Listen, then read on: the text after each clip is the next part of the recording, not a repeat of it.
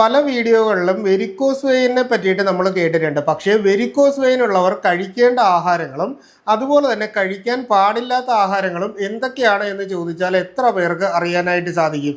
കാരണം നമ്മുടെ നാട്ടിൽ നിന്ന് ഒട്ടനവധി ആളുകൾക്കും വെരിക്കോസ് വെയിൻ ഉണ്ടാവുന്നു, കാലിൽ തടിച്ച രീതിയിൽ വെയിൻസ് വരുന്നു, ചൊറിച്ചിലുണ്ടാവുന്നു, അതിനുശേഷം കറുത്ത ഡിസ്കളറേഷൻ വരുന്നു, മുറിവുകൾ ഉണ്ടാവുന്നു. അപ്പോൾ തുടക്കത്തിൽ തന്നെ നമ്മൾ ഒഴിവാക്കേണ്ട ആഹാരങ്ങൾ എന്തൊക്കെയാണ് എന്നും അതുപോലെ തന്നെ നമ്മൾ ഈ പറയുന്ന അവസ്ഥ വന്നു കഴിഞ്ഞാൽ കഴിക്കേണ്ട ആഹാരങ്ങൾ എന്തൊക്കെയാണ്, നമ്മുടെ ലൈഫ് സ്റ്റൈലിൽ വരുത്തേണ്ട മാറ്റങ്ങൾ എന്തൊക്കെയാണ്, ഈ പറയുന്ന 3 കാര്യങ്ങളാണ് ഇന്ന് ഞാൻ നിങ്ങളുമായിട്ട് സംസാരിക്കുന്നത്. ഈ പ്രശ്നമുള്ളവർ ജസ്റ്റ് ഇതൊന്ന് നോട്ട് ചെയ്ത് എടുക്കേണ്ടത് അത്യാവശ്യമാണ്. അപ്പോൾ ആദ്യം തന്നെ നമ്മൾ മനസ്സിലാക്കാനുള്ളത്, നമ്മുടെ വെയിൻസിന് ഉണ്ടാവുന്ന ഡാമേജുകൾ നമ്മൾ കുറച്ച് നിർത്തേണ്ടത്. അപ്പോൾ ഇതിൽ വേണ്ട എന്താണ്, നമ്മുടെ ബ്ലഡ് വെസലിലേക്ക് ഉണ്ടാവുന്ന പ്രഷർ കൺട്രോൾ ചെയ്യുന്ന രീതിയിലുള്ള ആഹാരങ്ങൾ. അതായത് പലപ്പോഴും മലബന്ധം പോലുള്ള പ്രശ്നങ്ങൾ ഇത്തരക്കാർക്ക് കാണാനായിട്ട് സാധിക്കും. അപ്പോൾ വയറിനുണ്ടാവുന്ന പ്രശ്നങ്ങളുമായിട്ട് ഇതിനൊരു റിലേഷൻ ഉണ്ട്. അപ്പോൾ വെസൽസിൻ്റെ ഈ പറയുന്ന പ്രഷർ കുറച്ച് നിർത്തുന്നതിന് വേണ്ടിയിട്ട് ഫൈബർ കണ്ടൻറ്റ് കൂടുതലായിട്ടുള്ള ആഹാരങ്ങൾ നമ്മൾ ഉൾപ്പെടുത്തണം. അതായത് ആപ്പിൾ കഴിക്കുന്നതും ചിയാ സീഡ് കഴിക്കുന്നതും ഫ്ലാക്സ് സീഡ് കഴിക്കുന്നതും പംകിൻ സീഡ് കഴിക്കുന്നത്, സൺഫ്ലവർ സീഡ് കഴിക്കുന്നത്, അപ്പോൾ ഈ പറയുന്ന രീതിയിലുള്ള ധാന്യങ്ങൾ കഴിക്കുന്നതും റാഗി കഴിക്കുന്നതും ചോളം കഴിക്കുന്നതും ഓട്സ് കഴിക്കുന്നതും ഒക്കെ ഫൈബർ കണ്ടൻറ്റ് നമ്മുടെ ശരീരത്തിൽ കിട്ടാനായിട്ട് സഹായിക്കും. അതിനോടൊപ്പം തന്നെ നമ്മുടെ ബ്ലഡ് വെസലിലേക്കുള്ള പ്രഷർ കുറച്ച് നിർത്തും. ഇനി രണ്ടാമതായിട്ട് വേണ്ടത്, നമ്മുടെ ബ്ലഡ് വെസലിൻ്റെ അകത്തുള്ള പ്രഷർ കുറയുന്നതിനോടൊപ്പം തന്നെ ബ്ലഡ് വെസൽസിനുണ്ടാവുന്ന ഈ നമ്മുടെ ഭിത്തികൾക്കുണ്ടാവുന്ന ആ ഒരു കട്ടി അല്ലെങ്കിൽ തിക്നെസ്സിലുണ്ടാവുന്ന വേരിയേഷൻസ് വരും. അപ്പോൾ ബ്ലഡ് വെസൽസിൻ്റെ ആരോഗ്യം കുറച്ചുകൂടി മെച്ചപ്പെടുത്തുന്നതിന് വേണ്ടി വൈറ്റമിൻ സി കൂടുതലായിട്ടുള്ള ബെറീസ് നമുക്ക് കഴിക്കാം. അതായത് സ്ട്രോബെറി, ബ്ലാക്ക്ബെറി പോലുള്ള ബെറീസ് ഐറ്റംസ് നമുക്ക് കഴിക്കാം. അതിനോടൊപ്പം തന്നെ നമുക്ക് സിട്രസ് ഫ്രൂട്ട്സുകളായിട്ടുള്ള, അതായത് വൈറ്റമിൻ സി കിട്ടാനായിട്ട് നാരങ്ങ, മുസാമ്പി, ഓറഞ്ച്, മുന്തിരി മുതലായിട്ടുള്ള ആഹാരങ്ങളും നമുക്ക് കഴിക്കാനായിട്ട് സഹായിക്കും. ഇനി അതിനോടൊപ്പം തന്നെ നമ്മുടെ ഈ ബ്ലഡ് വെസൽസിൻ്റെ അകത്തുള്ള രക്തത്തിൻ്റെ കറക്റ്റായിട്ടുള്ള ഒരു പമ്പിങ് നടക്കണ്ടേ. അപ്പോൾ അതിന് വേണ്ടിയിട്ട് അത്യാവശ്യം ഹെൽത്തി ഫാറ്റ് കണ്ടൻറ്റ് കൂടുതലായിട്ടുള്ള അവക്കാഡോ മുതലായിട്ടുള്ള ഫ്രൂട്ട്സ് നമുക്ക് കഴിക്കാനായിട്ട് പറ്റും. വെരിക്കോസ് വെയിൻ ഉള്ളവർ ആഴ്ചയിൽ ഒരു 3 മുട്ടയെങ്കിലും നമ്മൾ കഴിക്കണം. ഹെൽത്തി ഫാറ്റ് നമുക്ക് കിട്ടുന്നതിന് വേണ്ടിയിട്ട് മാത്രമാണ്. പാലിൻ്റെ ഉൽപ്പന്നങ്ങൾ നമ്മൾ ഈ സമയത്ത് കഴിക്കാനായിട്ട് സാധിക്കും.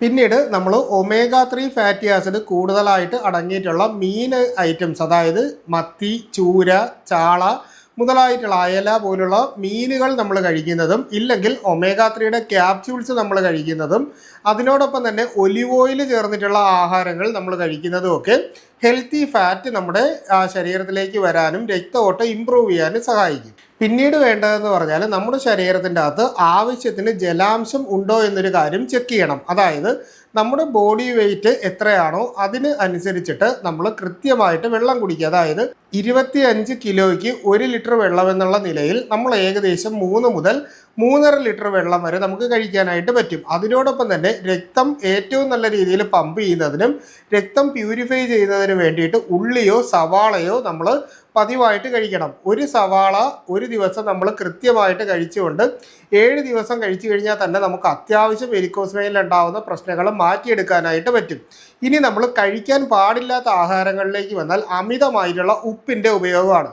ഉപ്പിൻ്റെ അളവ് കൂടിക്കഴിഞ്ഞാൽ നമ്മുടെ ശരീരത്തിൻ്റെ അകത്തുള്ള പ്രഷർ വർദ്ധിക്കുകയും നമ്മുടെ ശരീരത്തിൻ്റെ അകത്ത് കൂടുതലായിട്ട് വെരിക്കോസ് വെയിൻ കൂടാനുള്ളൊരു സാധ്യതയുണ്ട്. ഇനി രണ്ടാമതായിട്ട് അമിതമായിട്ട് മധുരം കഴിക്കുന്ന ഒരു ശീലം നിങ്ങൾക്കുണ്ടെങ്കിൽ പ്രമേഹ രോഗം വർദ്ധിക്കാനും ബ്ലഡ് വെസൽസിലുള്ള ഇൻഫ്ലമേഷൻ കൂട്ടുന്നതിനും ഇതൊരു കാരണമാവും. അതിനോടൊപ്പം തന്നെ നമുക്ക് ഈ പറയുന്ന രീതിയിൽ പെട്ടെന്ന് മുറിവുകൾ വരാനും മുറിവുകൾ ഉണങ്ങാതിരിക്കാനും ചൊറിച്ചിൽ അനുഭവപ്പെടാനുമുള്ള സാധ്യത വർദ്ധിപ്പിക്കുന്നുണ്ട്. ഇനി കൂടുതലായിട്ട് കൊഴുപ്പ് അടങ്ങിയിട്ടുള്ള, അതായത് ഞാൻ പറഞ്ഞ ഹെൽത്തി ആയിട്ടുള്ള അല്ലാത്ത അൺഹെൽത്തി ഫാറ്റ് അടങ്ങിയിട്ടുള്ള പിസ്സ, ബർഗർ മുതലായിട്ടുള്ള സാധനങ്ങളോ അൽഫാം, ഗ്രിൽഡ് ചിക്കനൊക്കെ കഴിക്കുകയാണ് എന്നുണ്ടെങ്കിൽ നമ്മുടെ ശരീരത്തിൻ്റെ അകത്ത് വെയിറ്റ് കൂടാനും നമ്മുടെ കാലിലേക്കുള്ള പ്രഷർ വർദ്ധിക്കാനുമുള്ള സാധ്യത വരും.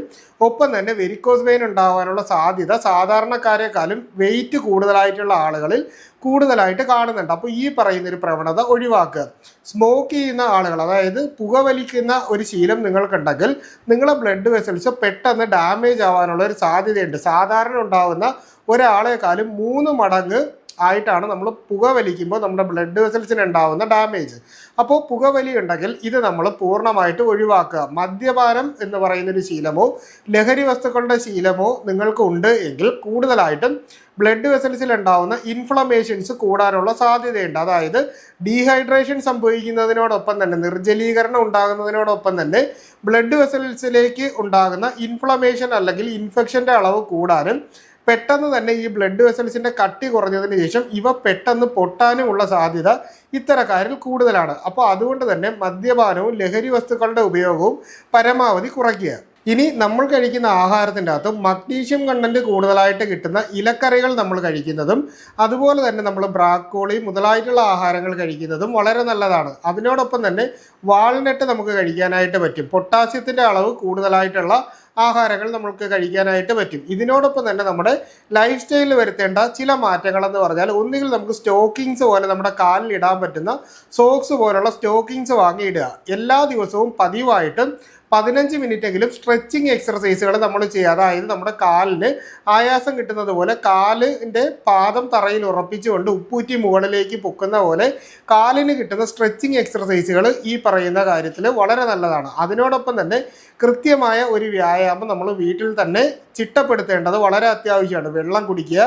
അതിനോടൊപ്പം തന്നെ രാത്രിയിൽ ഉറങ്ങുന്ന സമയത്ത് നമ്മുടെ കാല് അല്പം ഉയർത്തി വയ്ക്കുക. അതായത് ഒരു തലയണയുടെ പകുതി, അതായത് ഒരു ബെഡ്ഷീറ്റ് 4ആയിട്ട് മടക്കിയതുപോലെ ശരീരത്തെക്കാളും ഒരു അല്പം കൂടി നമ്മൾ കാല് ഉയർത്തി വെച്ചിട്ട് കിടക്കുന്നത് നമ്മുടെ ബ്ലഡ് ഫ്ലോ കറക്റ്റ് ഹൃദയത്തിലേക്ക് തിരിച്ചു പോകുന്നതിന് വേണ്ടിയിട്ടും കാലിന് കൂടുതൽ പ്രഷർ ആയിട്ട് വരാതിരിക്കാനും സഹായിക്കും. അതിനോടൊപ്പം തന്നെ നമ്മുടെ കാലിൻ്റെ അകത്ത് കൂടുതലായിട്ട് നമ്മൾ ഈ ചൊറിയുന്ന ഒരു സ്വഭാവം ഉണ്ടെങ്കിൽ അത് നമ്മൾ പരമാവധി കുറയ്ക്കുക. ചെറിയ ചെറിയ സ്ക്രാച്ചസ് വന്നിട്ടാണ് പിന്നീട് അത് മുറിവുകളായിട്ട് പരിണമിക്കുന്നത്. അപ്പോൾ ഈ ഒരു കാര്യം കൂടി നമ്മൾ മനസ്സിലാക്കുക. പിന്നീട് ഒരുപാട് നേരം കാല് തൂക്കിയിട്ട് ഇരിക്കുന്ന ഒരു ശീലം നിങ്ങൾക്കുണ്ടെങ്കിലും ഒരുപാട് നേരം നിന്നുകൊണ്ടുള്ള ജോലികൾ ചെയ്യുന്ന ഒരാളാണ് എങ്കിലും നമ്മളിപ്പോൾ ജോലി പൂർണ്ണമായിട്ട് ഒരാളോട് ഉപേക്ഷിച്ചിട്ട് വീട്ടിലിരിക്കുക എന്ന് പറയുന്നത് ശരിയല്ല. പക്ഷേ അവിടെ നമുക്ക് ചെയ്യാൻ പറ്റുന്നത് നമ്മുടെ ജോലി സമയത്തിൽ തന്നെ നമുക്ക് ഇരിക്കാൻ എപ്പോൾ ഒരു അവസരം കിട്ടോ അപ്പോൾ തന്നെ കാല് തൂക്കിയിട്ടിരിക്കാതെ കാല് കുറച്ചുകൂടി മുൻപോട്ട് നീട്ടി വെച്ചതിന് ശേഷം ഇരിക്കുക. വൈകുന്നേരം നമ്മൾ വീട്ടിലെത്തി കഴിഞ്ഞാൽ പിണ്ടതൈലം വാങ്ങാനായിട്ട് കിട്ടും. അപ്പോൾ ഈ പിണ്ടതൈലം വാങ്ങിയിട്ട് നമ്മുടെ കാലിൻ്റെ പാദത്തിൽ നിന്ന് മുകളിലേക്ക് ജസ്റ്റ് ഒന്ന് മസാജ് ചെയ്യുന്ന രീതിയിൽ ചെയ്ത് കഴിഞ്ഞാൽ തന്നെ ബ്ലഡ് ഫ്ലോ കുറച്ചുകൂടി വർദ്ധിപ്പിക്കാനായിട്ട് സാധിക്കും എന്നുകൂടി പറയണം. അപ്പോൾ ഈ പറഞ്ഞ കാര്യങ്ങൾ വീട്ടിൽ കൃത്യമായിട്ട് നിങ്ങൾ ചെയ്ത് കഴിഞ്ഞാലും ആഹാരത്തിലും നമ്മുടെ വ്യായാമത്തിൽ ഒരു വ്യത്യാസം കൊണ്ടുവന്നു കഴിഞ്ഞാൽ തന്നെ നമുക്കിത് പൂർണ്ണമായിട്ടും കൺട്രോൾ ചെയ്ത് നിർത്താനായിട്ട് പറ്റും. രോഗം വരുന്നതിനേക്കാൾ കൂടുതൽ വരാതിരിക്കുന്നതിന് ശ്രദ്ധ കൊടുക്കുക എന്നൊരു കാര്യമാണ് വെരിക്കോസ് വെയിൻ്റെ കാര്യത്തിൽ പറയാനുള്ളത്. അപ്പോൾ ഈ ഒരു വിഷയവുമായിട്ട് ബന്ധപ്പെട്ട് എന്തെങ്കിലും സംശയങ്ങൾ ഉണ്ടെങ്കിൽ അത് കമൻ്റായിട്ടോ വാട്സാപ്പിൻ്റെ നമ്പറിലോ ചോദിക്കൂ. കൃത്യമായിട്ടുള്ള റിപ്ലൈ നിങ്ങൾക്ക് കിട്ടുന്നതായിരിക്കും. അപ്പോൾ ഇത്തരത്തിലുള്ള പുതിയ പുതിയ അറിവുകളായിട്ട് നമുക്ക് വീണ്ടും മറ്റൊരു അവസരത്തിൽ കണ്ടുമുട്ടാം. അതുവരെ എല്ലാവർക്കും ഗുഡ് ബൈ.